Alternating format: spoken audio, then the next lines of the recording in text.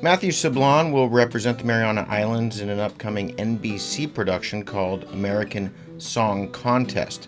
The competition series, hosted by Snoop Dogg and Kelly Clarkson, will see each of the 50 states, 5 U.S. territories, and Washington, D.C. represented, trying to win America's vote. Some contestants are well known. Jewel will represent Alaska, Michael Bolton will represent Connecticut, and Macy Gray from Ohio. And many are up-and-comers. Matthew Sablan falls into that category. He has been chosen to represent the Mariana Islands. Sablan was born here, spent some formative years in Hawaii, and then moved to the state of Washington. How do you make a living as a musician these days? Yeah, so I mean, life as a musician is it's definitely like that starving artist kind of deal. But I'd say most of a musician's income is definitely from playing shows and selling merch.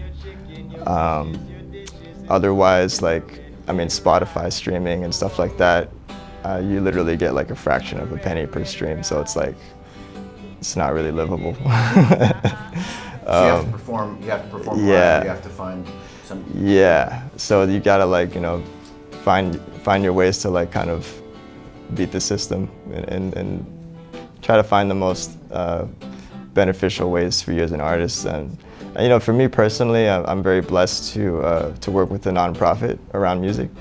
So that's been my main source of income. When you say nonprofit, does that mean you have a day job that helps pay the bills, and then you're doing music the rest of the time? Yep, basically. And yeah, I mean, with that nonprofit, it's called Totem Star out of Seattle, and we're basically like a youth record label. So my title there is an artist mentor.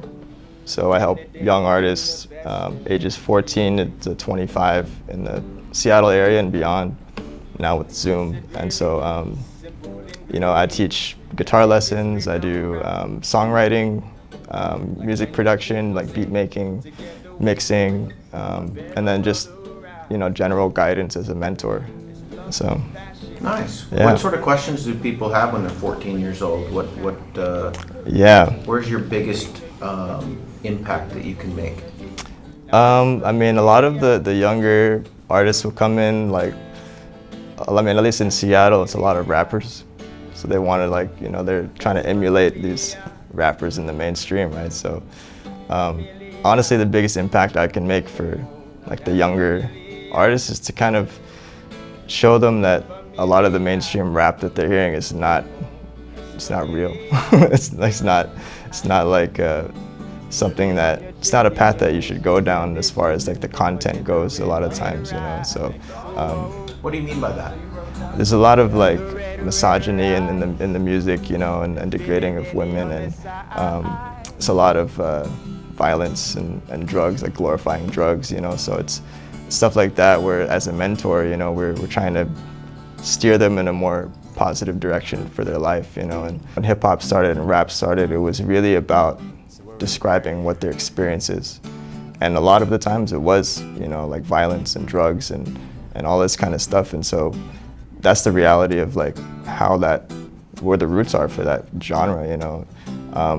And that said, you know, it's not that they're intentionally trying to glorify these things, but they're rather just telling us their actual experience, you know, and that's the real thing. And so a lot of times that was like the news of the streets. And so I think there's a difference, though, between that lived experience and then something that's somebody has never experienced, but they're trying to be like this, and they want to do this because they think it's cool, you know. So there's a difference between the expression, you know.